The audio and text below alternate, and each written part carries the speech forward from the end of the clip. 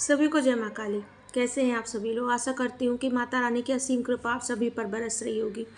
आज हम एक साधारण भक्त और एक साधक के विषय में बात करेंगे कि क्या अंतर होता है।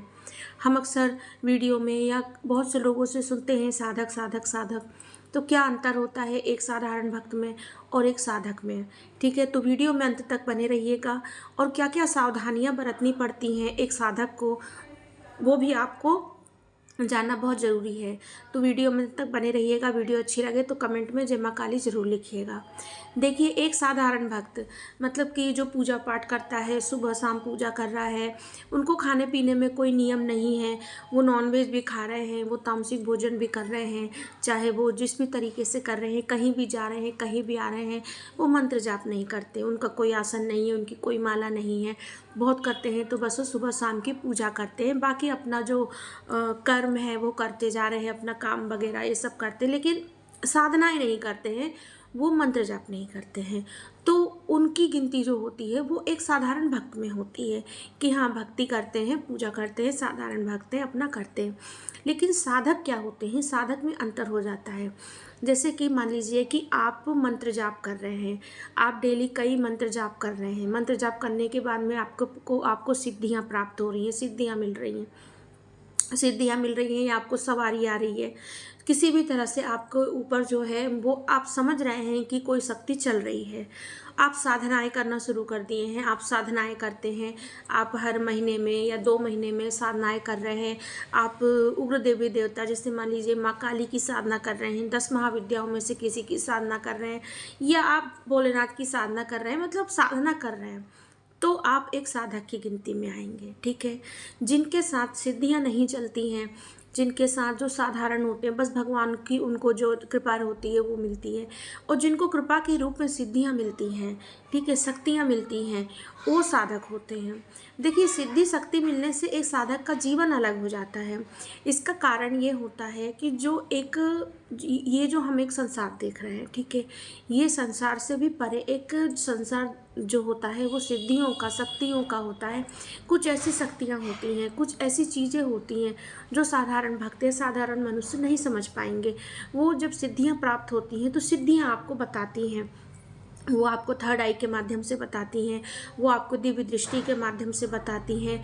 एक साधारण भक्त के चक्र या कुंडलिनी जागृत का कोई ज़रूरी नहीं होता है कि हो, लेकिन एक जो साधक होता है, एक जो सिद्धि प्राप्त किया हुआ साधक होता है, उसकी कुंडलिनी, उसके चक्र बैलेंस होते हैं, उसको आज्ञा चक्र पे दिखता है, ऐसी चीज़ें उसके जीवन में परिवर्तन बहुत हो जाता है। तो इसीलिए वो एक साधारण भक्त से थोड़ा सा अलग हो जाता है। अब जब अगर मान लीजिए कि कोई साधक है और एक साधारण भक्त है, तो उसके जीवन में, उनके रहन सहन में जो होती है वो अंतर हो जाता है। साधारण भक्त है तो उसको कोई नियम नहीं फॉलो करने पड़ते हैं।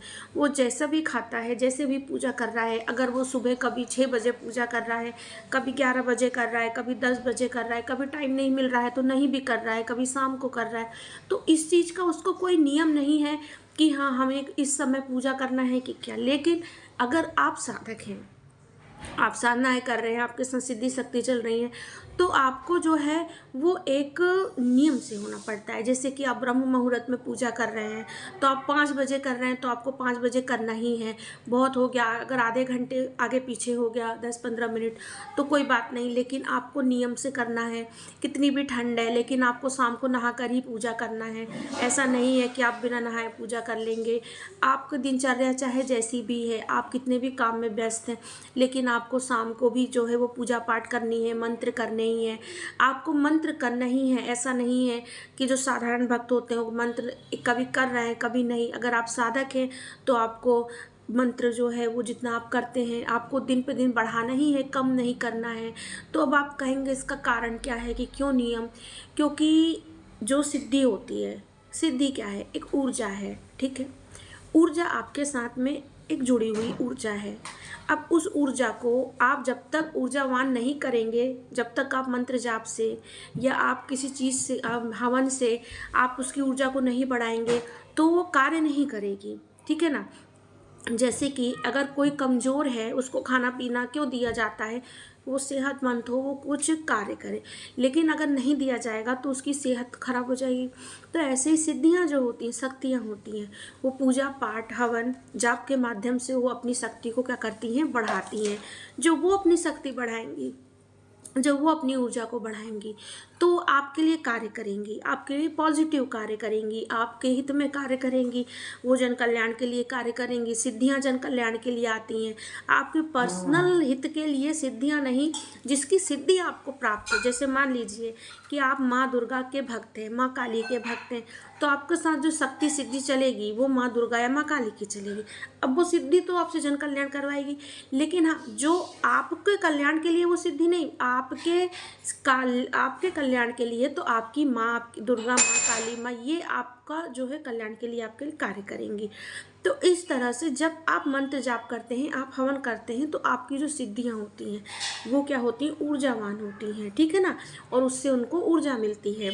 अब साधारण जो भक्त होते हैं वो सुबह शाम भोग लगाते हैं, नहा भी लगाएं, एक टाइम लगाएं तो भी कोई दिक्कत नहीं है। लेकिन अगर आप भक्त हो, आप भगत हो, आप साधक हो, तो आपको दोनों टाइम भोग लगाना पड़ेगा। आपको महीने में एक बार अंगियारी पर भोग देना पड़ेगा, आपको ध्यान अपने पितरों का देना पड़ेगा, आपको पितरों को भी लेके चलना पड़ेगा, क्योंकि जब सिद्धि शक्ति, जब दिव्य ऊर्जाएं चलती हैं तो सबको साथ लेके चलती हैं। एक साधारण भक्त को ये ज़रूरी नहीं है कि वो पितरों को भी करे या जो भी, लेकिन एक साधक को बहुत ज़रूरी होता है। साधक के लिए बहुत से नियम होते हैं। आप तामसिक नहीं खा सकते, आप बाहर जाने ज़्यादा घूम नहीं सकते, साधना काल में बोल नहीं सकते, आप किसी भी दुख का बहुत ज़्यादा आपको दिमाग पे नहीं ले सकते, नहीं तो आपकी जो सिद्धि है उस पर असर पड़ सकता है। नेगेटिविटी, आपको ज़्यादा नेगेटिव नहीं हो सकते, आपको अपने जो विकारों हैं उन पर आपको कंट्रोल करना पड़ता है। तो एक साधक का जीवन ऐसा होता है, साधारण भक्त से अलग होता है। तो ये होता है अंतर। बहुत से अंतर होते हैं जो मैं किसी और वीडियो में भी आपको बताऊंगी। अगर वीडियो अच्छा लगे तो कमेंट में जय माँ काली जरूर लिखिएगा और चैनल को प्लीज़ सब्सक्राइब जरूर करिएगा। जय माँ काली।